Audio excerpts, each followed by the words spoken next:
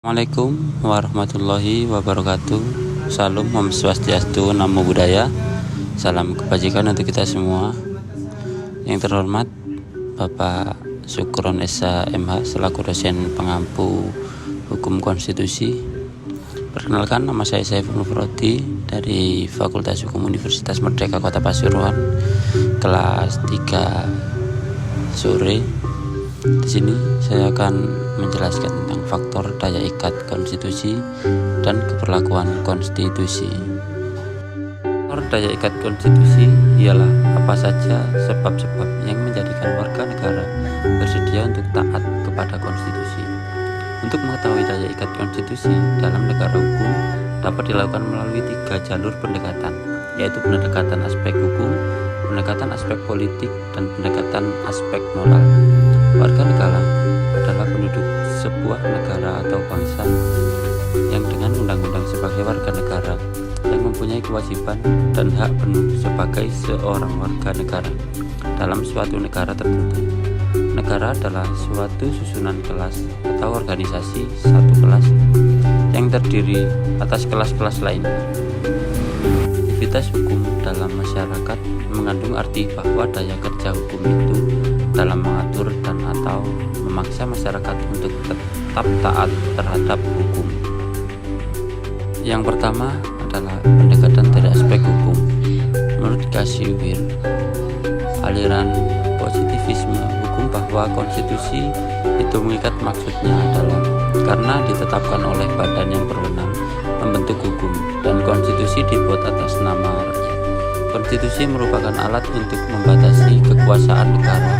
Dilihat dari prinsip-prinsip wawasan negara yang berdasarkan atas hukum Reichstag sebagaimana dikemukakan oleh Hipelius. Prinsip-prinsip tersebut meliputi: 1. Adanya jaminan terhadap hak asasi manusia. Yang kedua, adanya pembagian kekuasaan dalam negara. Yang ketiga, adanya penyelenggaraan yang didasarkan pada undang-undang. Dan yang keempat, adanya pengawasan yudisial terhadap penyelenggaraan pemerintahan tersebut. Yang kedua, pendekatan dari aspek moral. Moral adalah pengaturan perbuatan manusia sebagai manusia yang ditinjau dari segi baik buruknya, dipandang dari hubungannya dengan tujuan akhir hidup manusia. Berdasarkan hukum Kodrati, tujuan moral adalah untuk mengatur hidup manusia sebagai manusia, tanpa pandang bulu, tanpa pandang suku, agama, tidak mengenal rasial. Sedangkan daya berlakunya moral terikat pada waktu tertentu dan juga tidak bergantung pada tempat tertentu. Menurut Paul Scholter bahwa keputusan moral adalah otonom atau teonom. Teonom adalah hukum abadi, yaitu kehendak ilahi yang mengarahkan segala ciptaannya arah tujuan mereka sebagai landasan dari segala hukum dan peraturan. Dan yang terakhir adalah pendekatan dari aspek politik. Pendekatan dari aspek politik meliputi 2 sub. Yang pertama adalah pernyataan hukum sebagai produk politik. Produk hukum merupakan kristalisasi dari pemisahan dan atau proses politik. Menurut Mulyawan W. Kusuma, bahwa hukum sebagai sarana kekuasaan politik menempati posisi yang lebih dominan dibandingkan dengan fungsi lain. Yang kedua, hubungan hukum dengan kekuasaan. Menurut Van Alperdorn mengatakan bahwa hukum itu identik dengan kekuasaan, padahal sebenarnya tidak semua kekuasaan adalah hukum, karena keduanya mempunyai arti yang berbeda.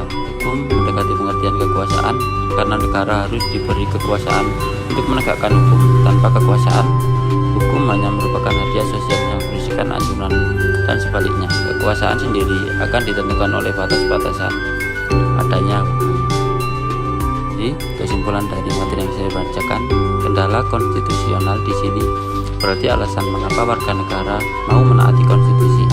Ada 3 cara untuk menjawab faktor-faktor kepatuhan warga negara terhadap konstitusi tersebut, yaitu cara hukum, cara politik, dan cara moral.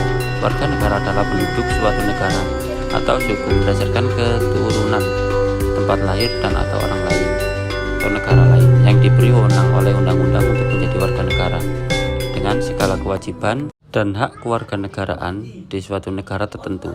Negara adalah pengatur kelas atau organisasi kelas yang terdiri dari kelas-kelas lain. Definisi lain adalah satu-satunya organisasi yang melampaui kelas dan mewakili masyarakat secara keseluruhan atau efektivitas hukum dalam masyarakat mengacu pada kekuatan hukum untuk mengatur dan atau memaksa orang untuk mematuhi hukum. Terima kasih, sekian dari saya. Kurang lebihnya saya mohon maaf. Saya Saiful Nurhadi dari Universitas Merdeka Kota Pasuruan, Fakultas Hukum, kelas 3 semester 3 sore. Terima kasih. Assalamualaikum warahmatullahi wabarakatuh.